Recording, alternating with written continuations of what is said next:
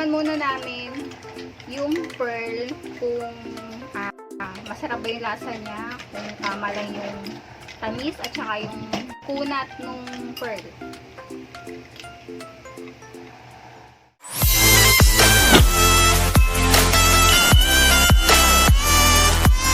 Hi everyone! Welcome back sa ating channel. For today's video, samahan niyo ako ng DIY milk tea.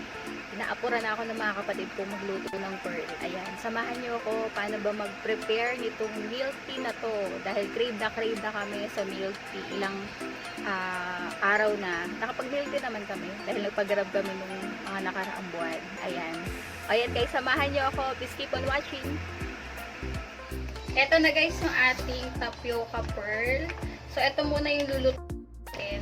Siguro kalahati lang yung lulutuin ko dito. Kasi pag lahat to, 6 liters yung water niya. Pero ang ilalagay ko lang 1.5 na water dito sa kaserola. Ayan, kalahati lang yung lulutuin natin. Kung gusto nyo guys gumawa nito sa bahay nyo, ilalagay ko yung sa description box ni Injoy. Mura lang siya, kaya-kaya nyo itong bilhin. Ayan. Okay, wait lang, lalagyan ko lang ng tubig tong kaserola. So, ito yung una nating lulutuin. Ang nakalagay dito, 30 minutes mo siyang lulutuin. Tapos, pagluto na, parang ibababad mo muna siya ng 30 minutes ulit. And then, after 30 minutes, babanlawan mo siya sa cold running water nakalagay dito, and then pwede mo na siyang ilagay dun sa baso mo. Pwede ka na mag-prepare, magawa pati ng powder at saka ng syrup. Okay, let's start. Okay, maglagay tayo ng water. 1.5 water lang to kasi kalahati lang yung lulutuin natin.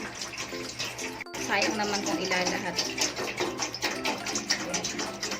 So, pag kumulo na yung tubig, at saka natin i-add yung tapioca pearl natin. Ayan. So, papakuluin muna natin siya.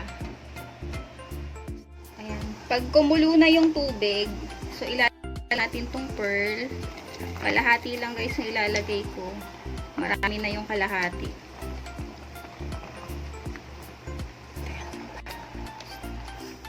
Then, hahaluin nyo lang siya.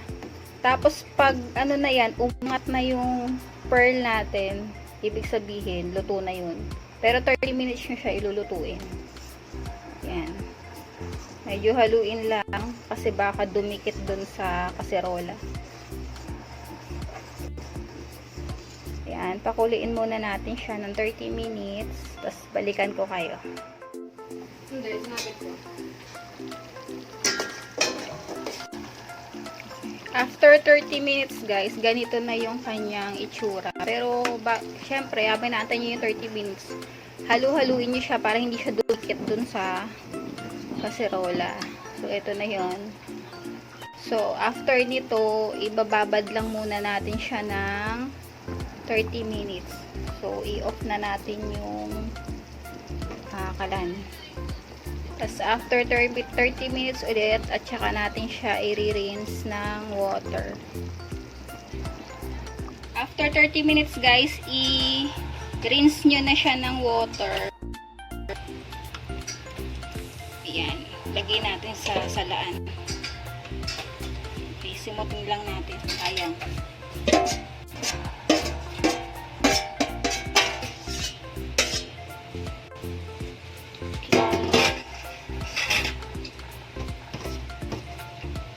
Lang guys. So,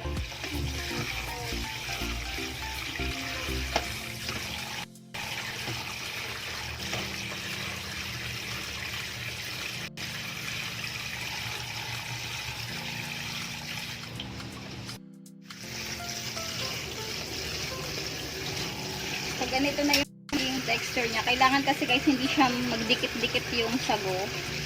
Ayan. Hindi dapat siya dikit-dikit. Kaya kailangan siya banlawan. Pag nahugasan nyo na yung pearl, maglagay kayo ng 1 cup lang na tubig. Tapos, mag-add kayo ng sugar. Yung ganitong sugar. Pero dapat nga kulay brown pa dito eh. Kaso wala kaming ganun. Ito lang yung stock. So, segunda kasi tawag nila dito eh. So, ganito lang. Parang half, 1/4 kilo lang na sugar. Tapos, pag kumulo na yan, tsaka natin i-add yung pearl. Para may lasa yung pearl. Wala pa kasing lasa yung pearl eh. Una-una yung asukal guys, pwede kayong magdagdag. Itong sugar syrup natin, ito. Pwede kayong mag-add. Yan, kasi yung color nung sugar natin kanina, hindi naman kasi siya brown na brown. Kaya pwede tayong mag-add nito. Yan, para pampatamis dun sa ating pearl. Tapos, pwede na natin i-add yung pearl dito. Tapos, antayin na lang natin siyang kumulo. So, unti-unti lang natin siyang ilagay. So, ito na yung pearl na hinugasan natin sa water. So, ano lang to guys. Pag lumapot na, okay na yun. Pwede ninyo na siya i-serve.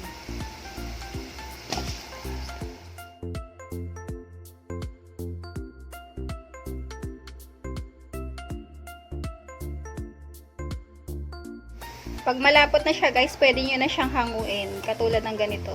Yan. Pag ganyan na siya kalapot, pwede na. Ayan guys, luto na yung ating pearl. So, ang ilalagay naman natin, itong Hokkaido yung flavor na pinili ko. Kung gusto nyo ng ibang flavor, kayo na bahala mamili. So, lalagay lang natin siya dito. So, titimplahin natin siya dito sa isang tumbler. So, lagyan lang natin siya siguro ng 6 na scoop. 6 tablespoon nitong milk powder ng Hokkaido. Pero depende pa rin guys sa panlasa nyo ha. Depende kung gusto nyo pa siyang dagdagan. 2, 3, 4, 5, then 6. Yan, pagkalagay, yan. Anuhan lang natin siya. Halu-haluin lang natin. So, tunawin lang natin siya dito sa tumbler. Wait lang, haluin ko lang siya na kutsara.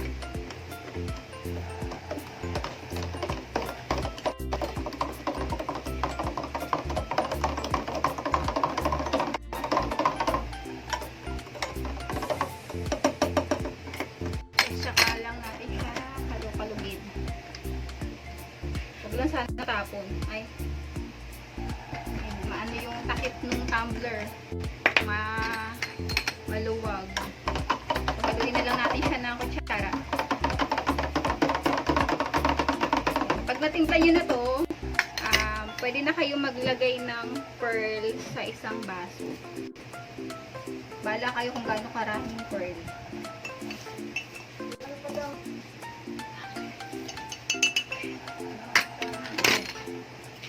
Tapos, ilagay natin to.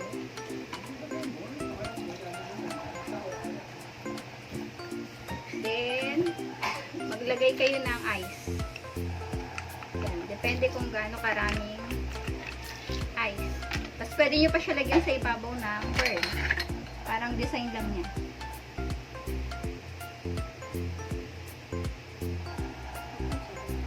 Yan. So, meron na tayong DIY milk tea. Okay, gagawa pa ako ng isa. Yung meron namang syrup sa gilid ng baso. Para may design-design. Kuha tayo ng isang baso. Ito. Tapos maglagay ako ng, ito yung syrup na gagamitin natin. Maglalagay na ako ng syrup. Yan. I-ano nyo lang siya. Ikalat nyo lang dun sa gilid. Parang ano lang siya. kaartihan. Art. Ayan. Tapos maglagay tayo ng pearl ulit.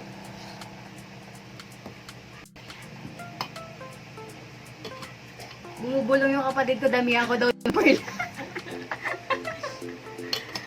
Ayan, mainit-init pa yung pearl. Sige, dinagdagan ko na, ayan. Tapos, ilagay natin tong powder milk.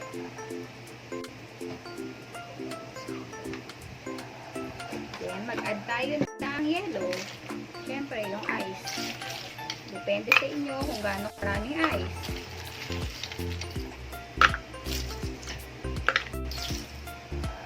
Ayan.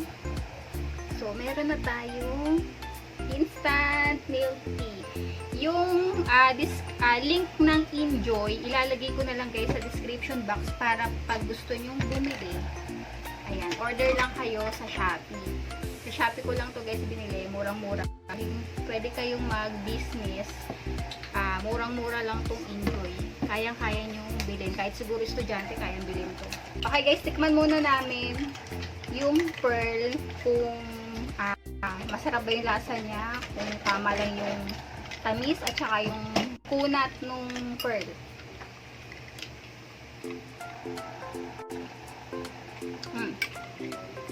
Tama lang yung kunat. Sarap. Anong sabi mo? Sarap. Thank you kay Mami. Mami, thank you. Thank you kamo sa milk tea, Mami. Pwede nyo guys partneran ng French fries at saka ng cheese stick. Kunin mo yung cheese stick natin. Ayan. Tama-tama to guys pang merienda. Okay. Tama lang yung tamis nung powder. Yung 6 tablespoon lang na powder. So ito, gumawa ko din ng cheese stick at saka ng fries dahil pang merienda namin ngayon. Ayan guys, sana nagustuhan nyo ang ating video for today. Don't forget to thumbs up and click the notification bell para updated ka sa aking mga video. And subscribe na rin po kayo sa mga hindi pa po nagsusubscribe. Thank you for watching. Bye!